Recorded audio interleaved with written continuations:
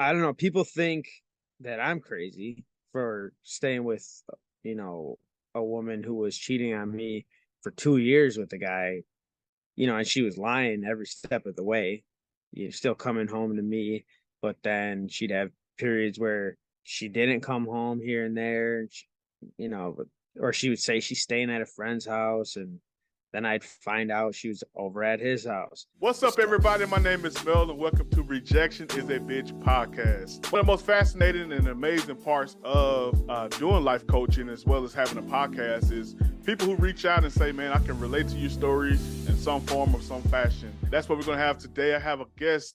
My man, Zach, is joining me today to share a story and just kind of kick it with me. Going to talk about a couple things back and forth, and it's going to be a great conversation. How's it going, Zach?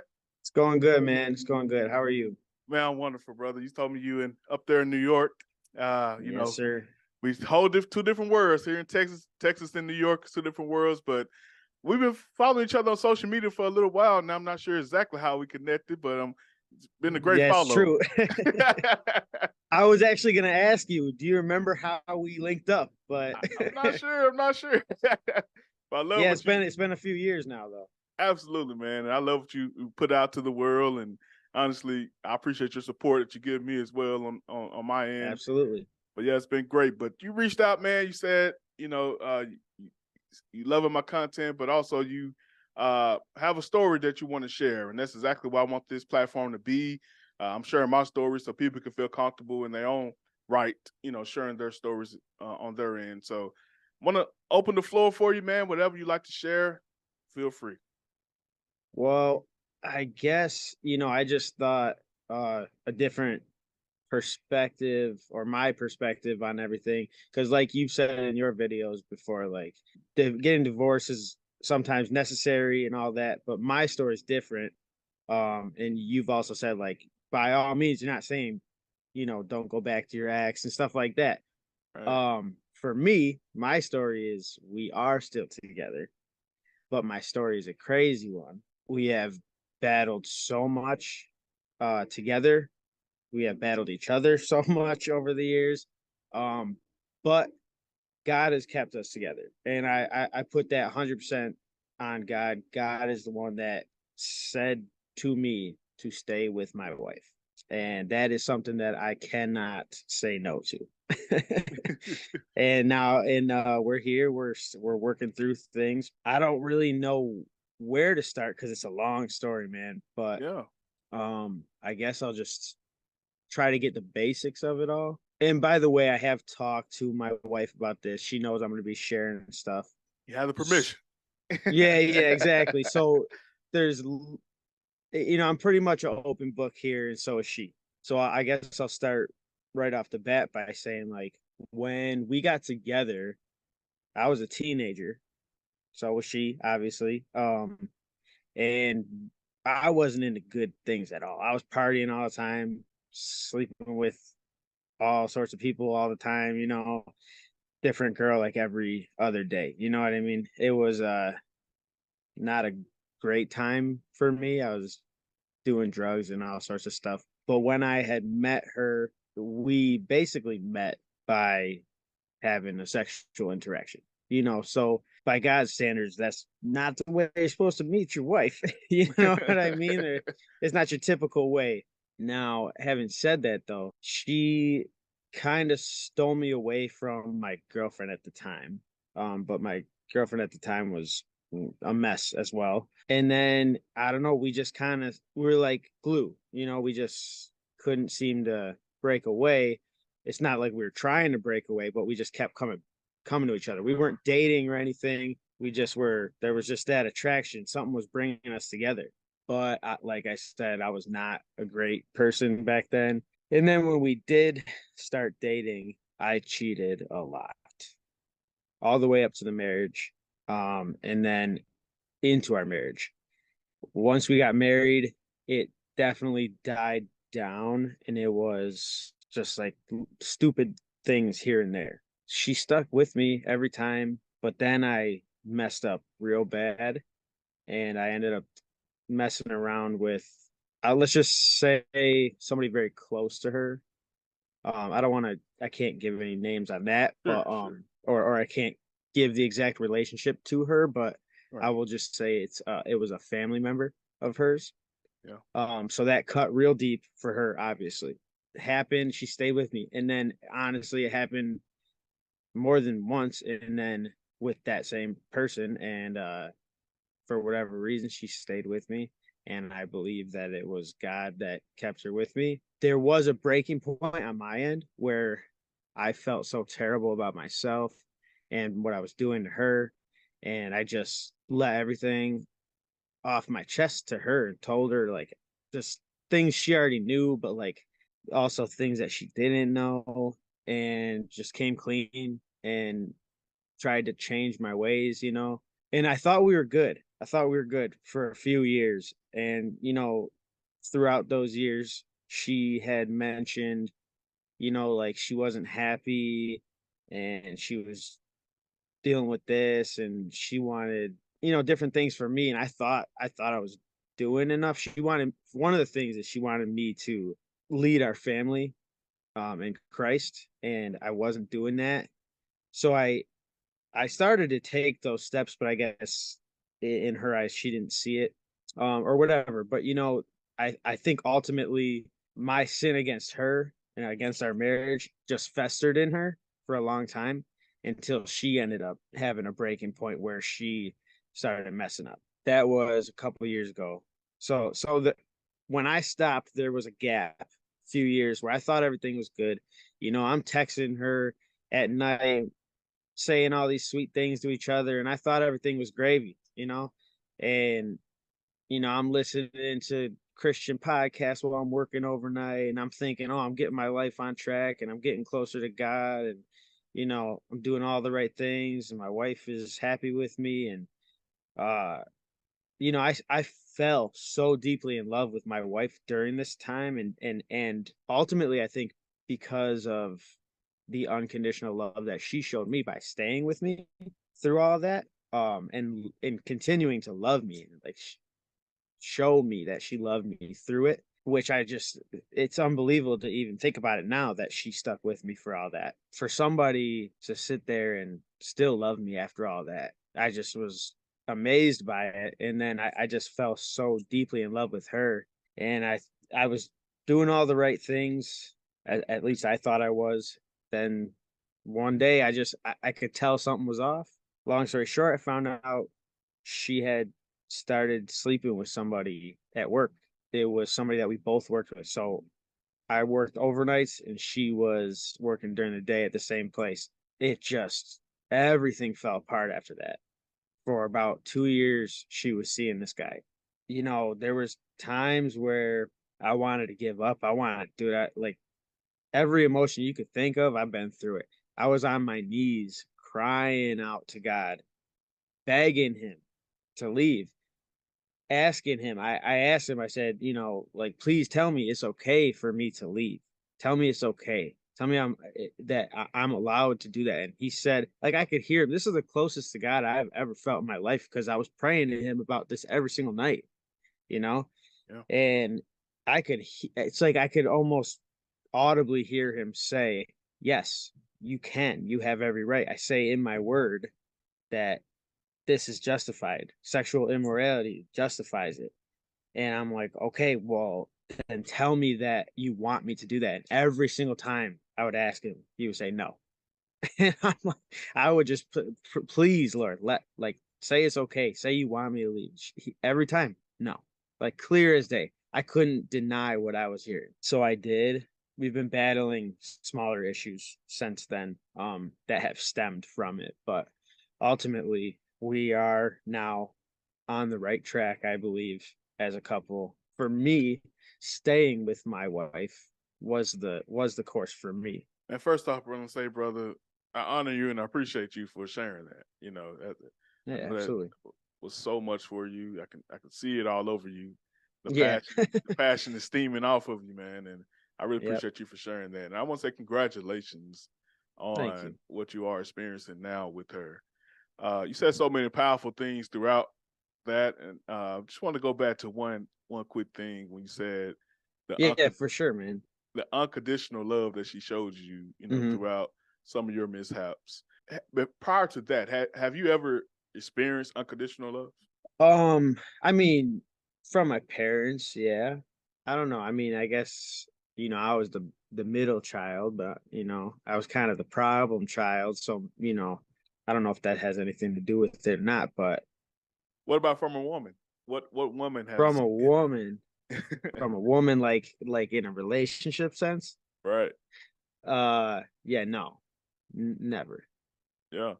Not once. If you had to put yourself in her shoes, what do you believe was the reason that she stuck with you?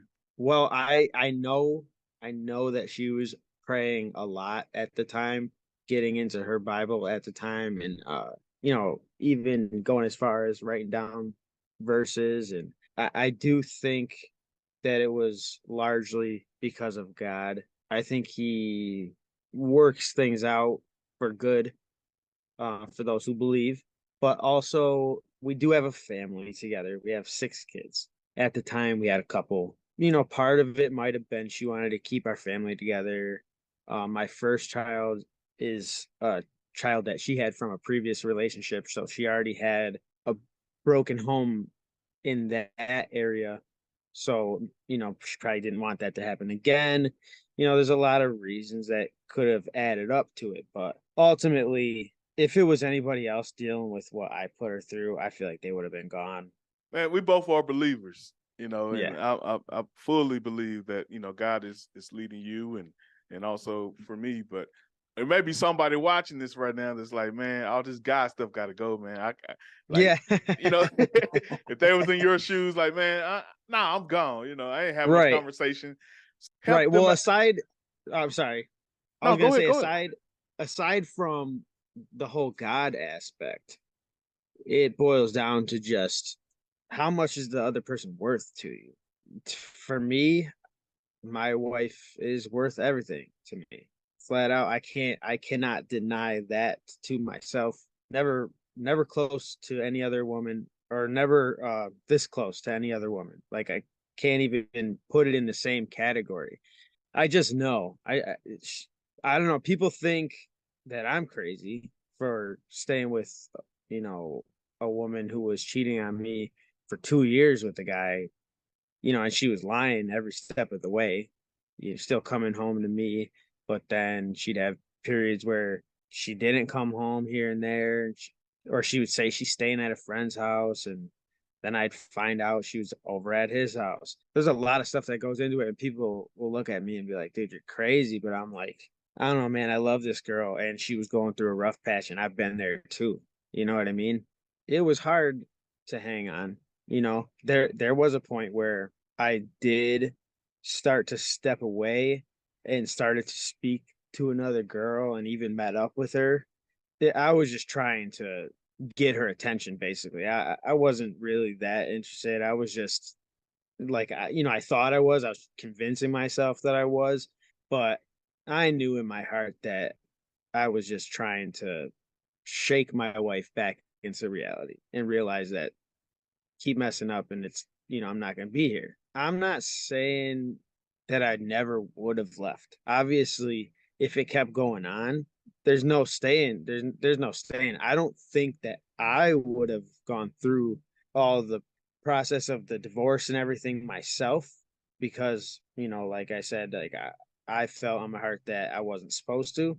But, if she wanted that, I would have said, I don't think we should do this, but if this is what you want, let's go ahead and do it. I don't know. It's just something. I feel like it really boils down to just how much is the person worth to you.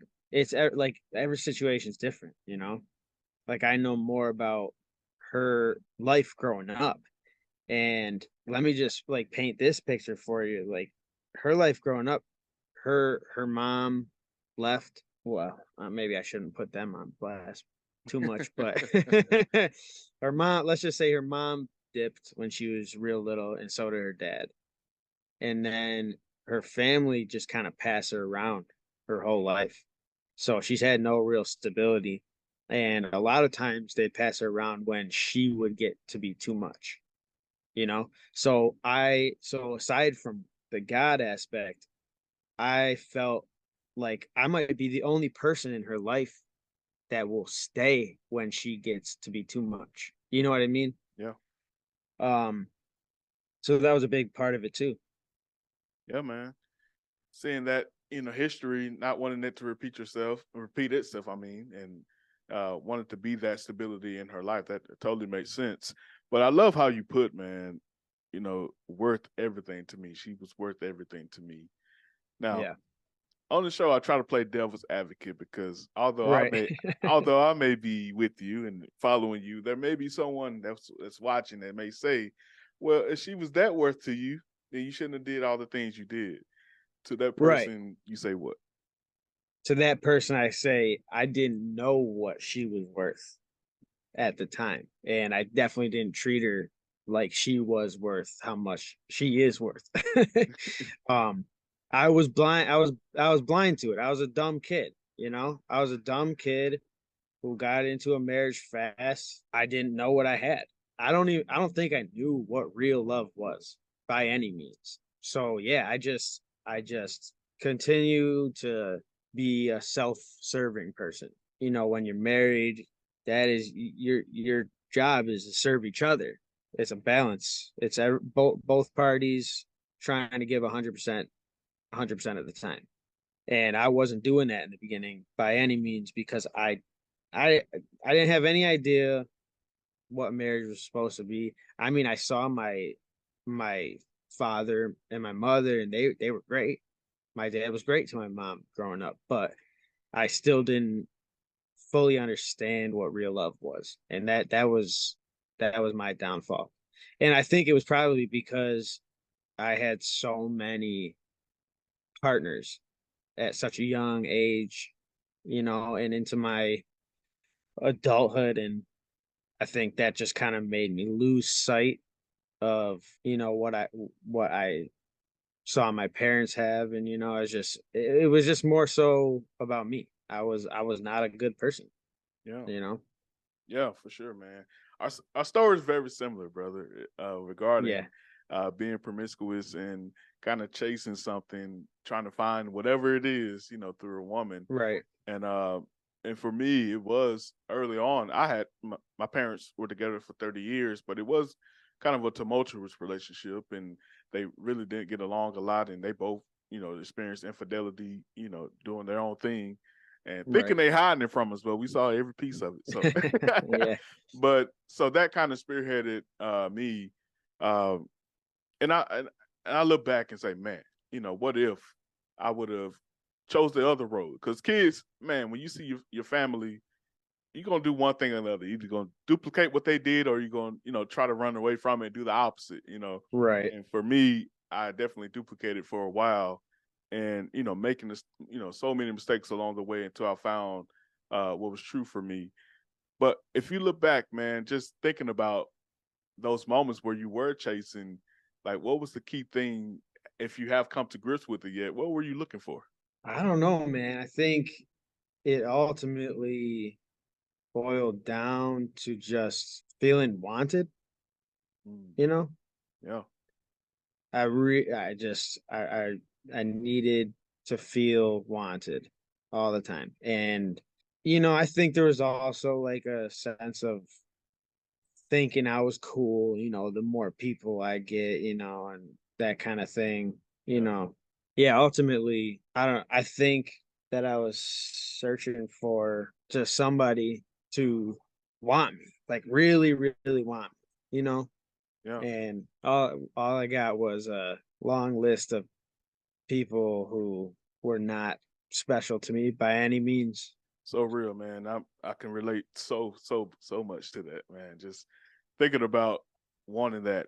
My whole platform is based on rejection. And how Right, I kept receiving that. Started, from my mom and pretty much every woman I've dated or whatever. Just because they never could fill that void that I was looking for, and ultimately that came from Jesus Christ. That feeling of that right, ultimately came from me fully receiving Him into my life.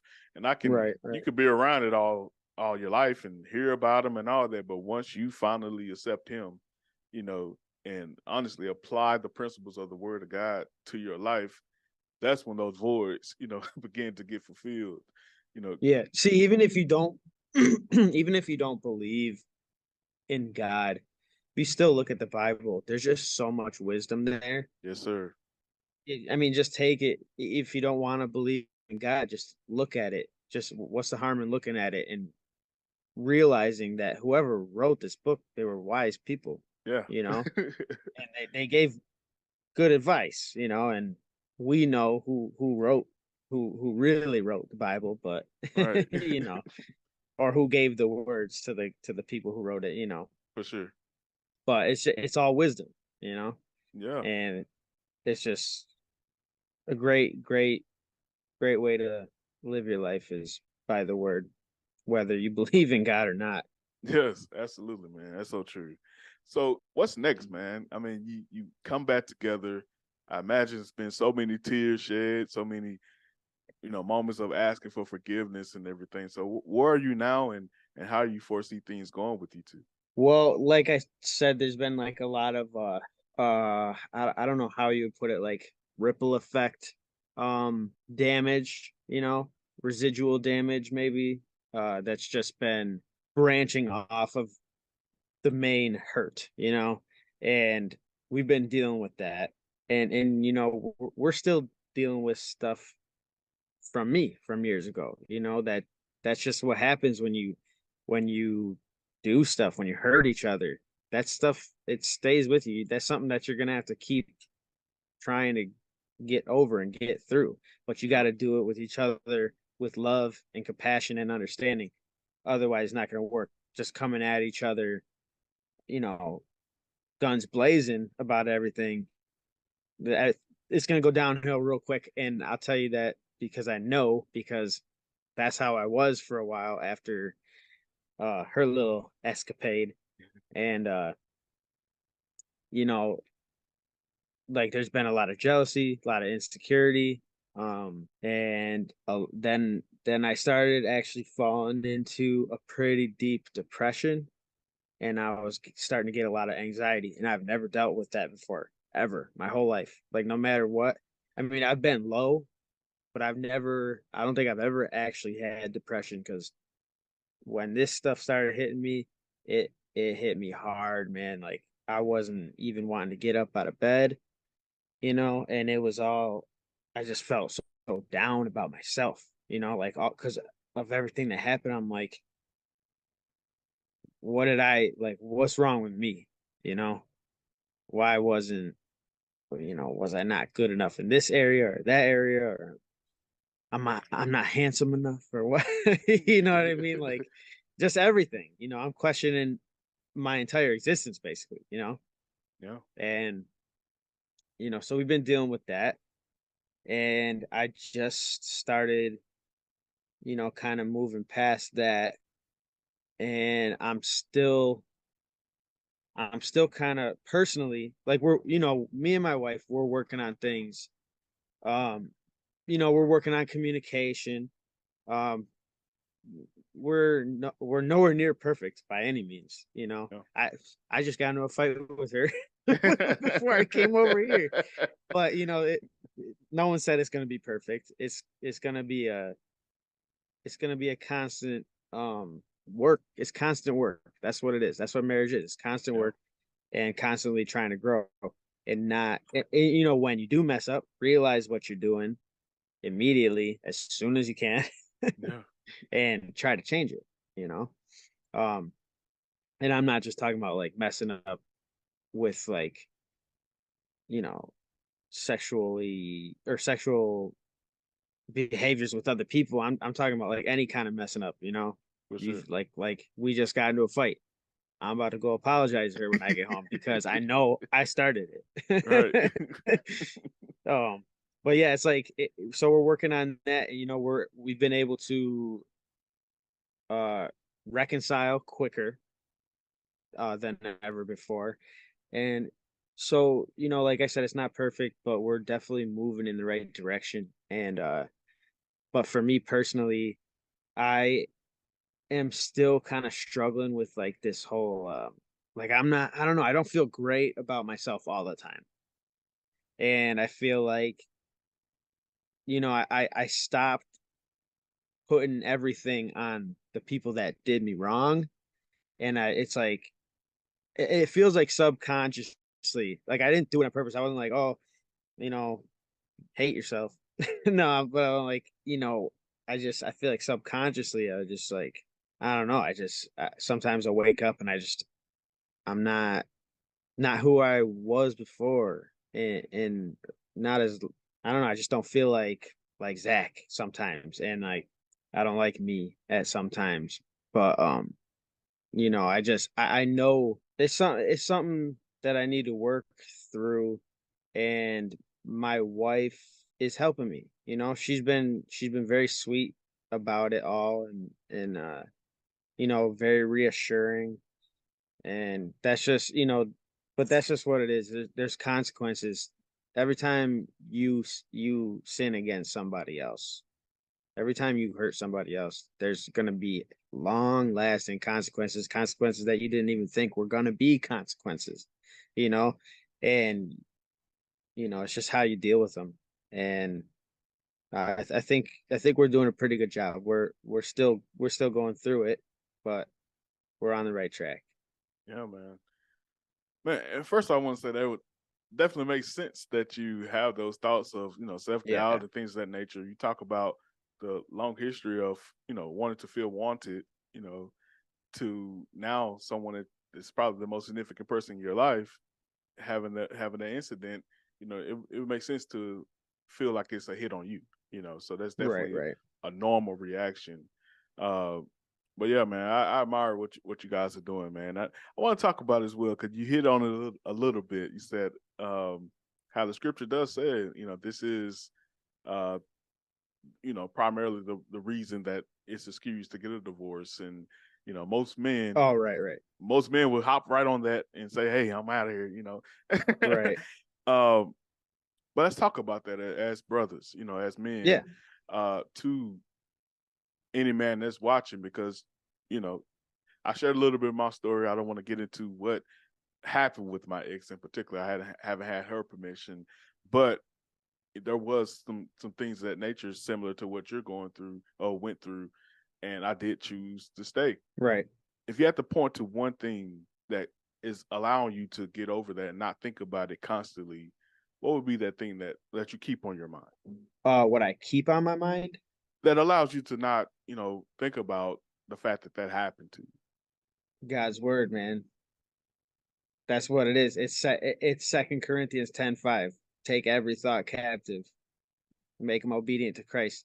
And every time some of those thoughts come in, they're all negative thoughts, obviously. It's jealousy, it's hatred towards certain people. And so what I do is I think of the scripture, man, and I take those thoughts because everything starts in the mind, right?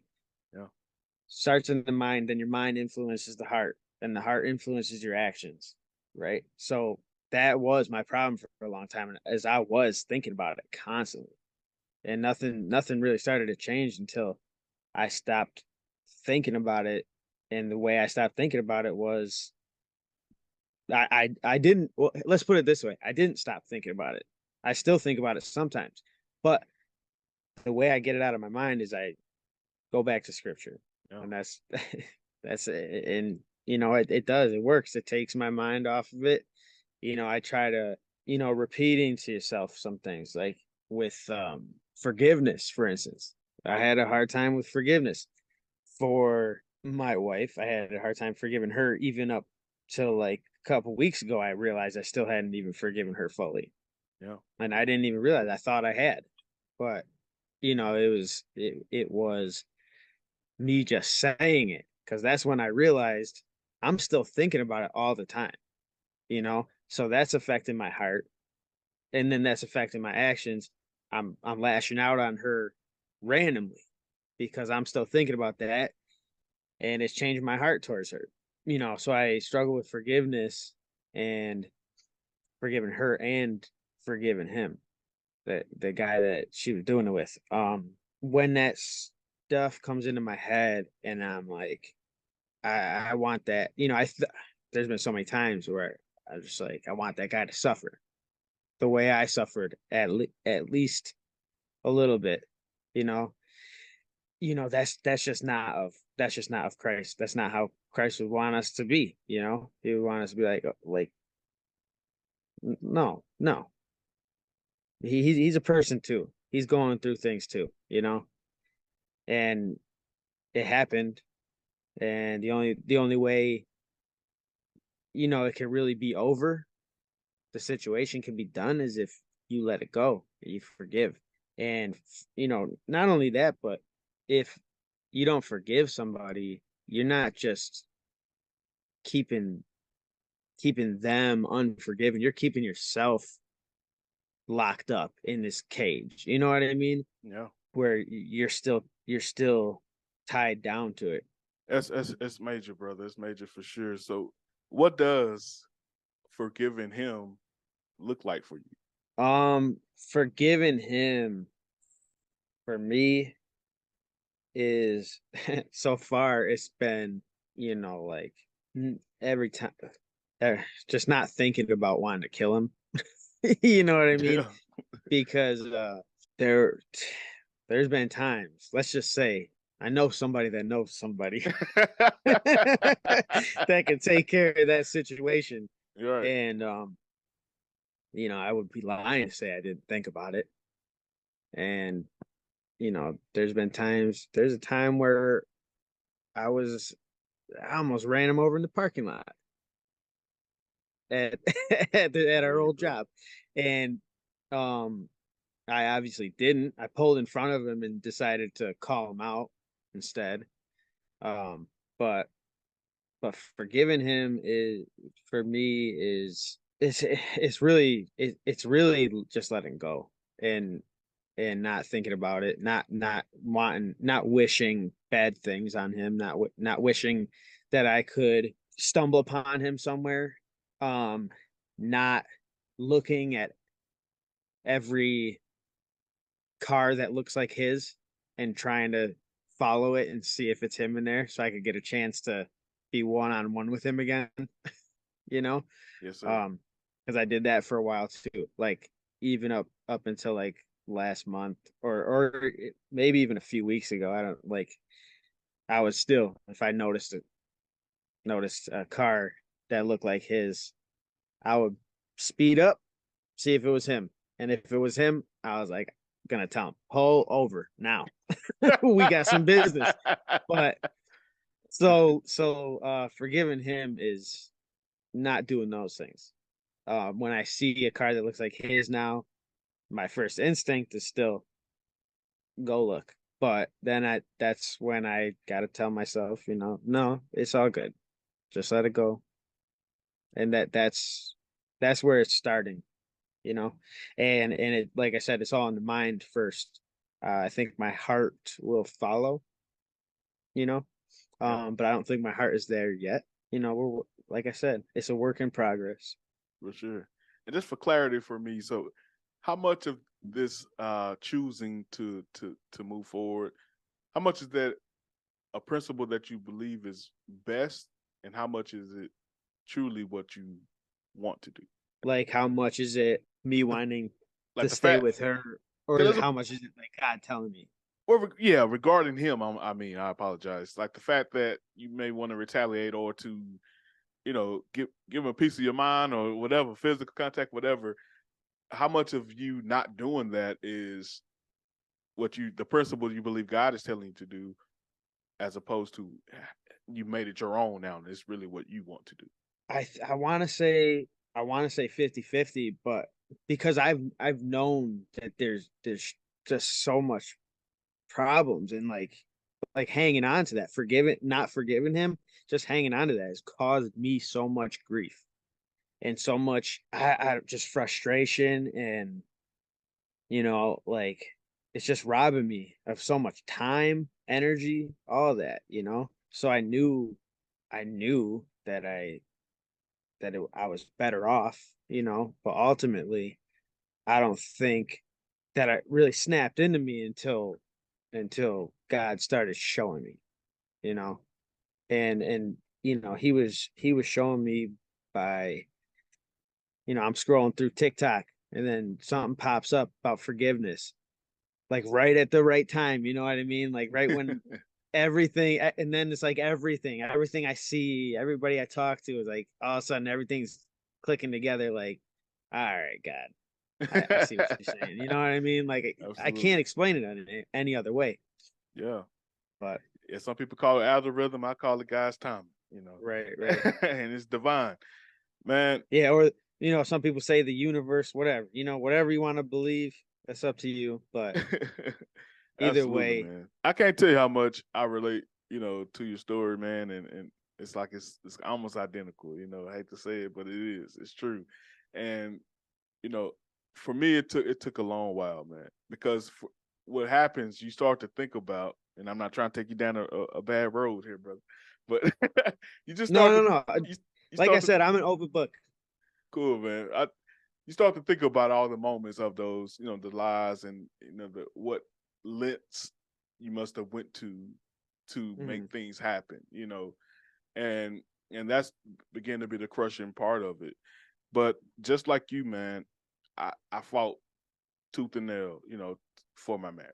You know, Yeah, I did everything I could, to rescue it, and because of the principle, because of what I believe God, instructed me to do.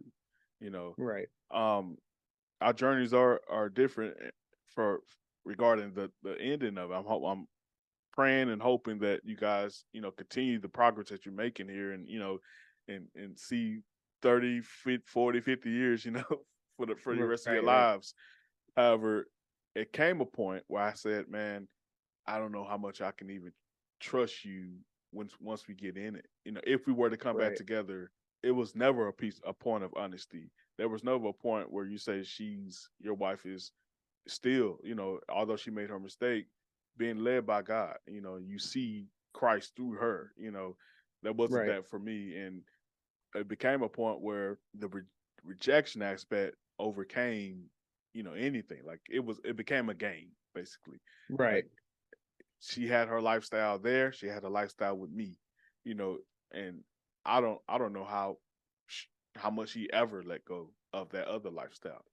right, So it came a point. I hate to say this, to sound cliche as now because everybody say this, but I did have to choose myself, and choose right, what was exactly best for me because it was actually hurting me more to stay in it at that point. right. Although I made all my mistakes, and a part of you, I don't know if you can relate to this part.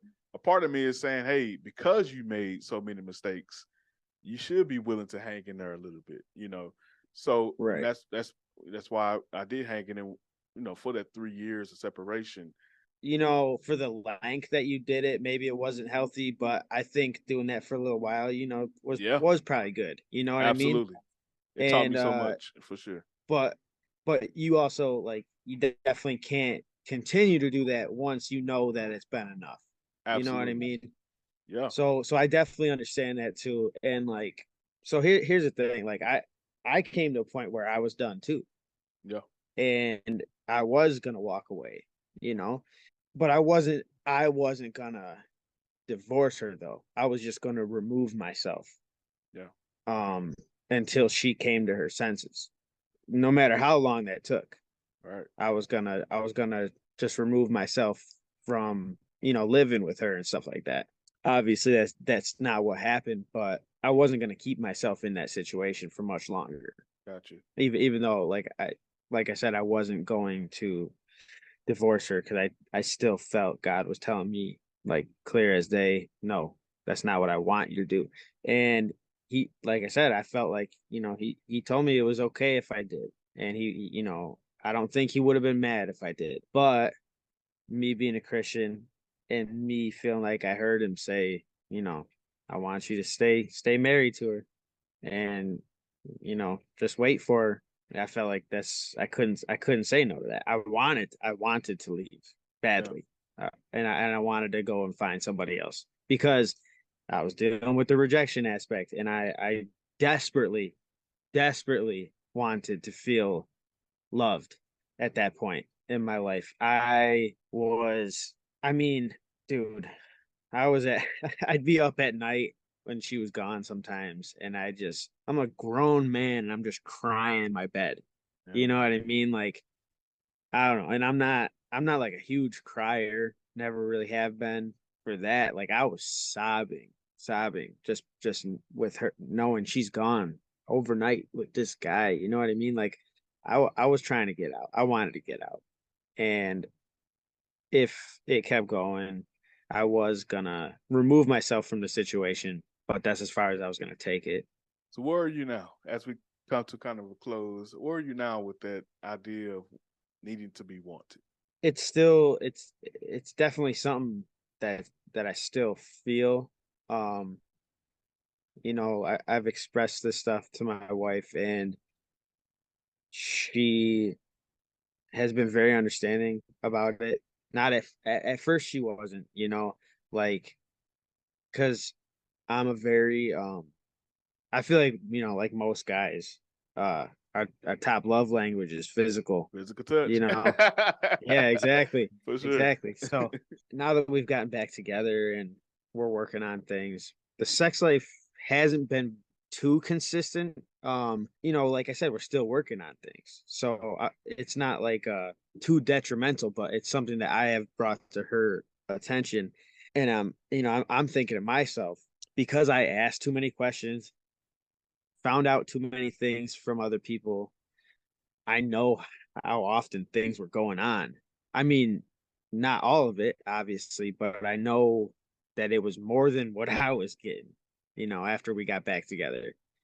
And I'm like, so I would bring that to her attention. I'm like, it should be the opposite. Like, I'm your husband. I should be getting tenfold what he got, you know? And the reality of it is,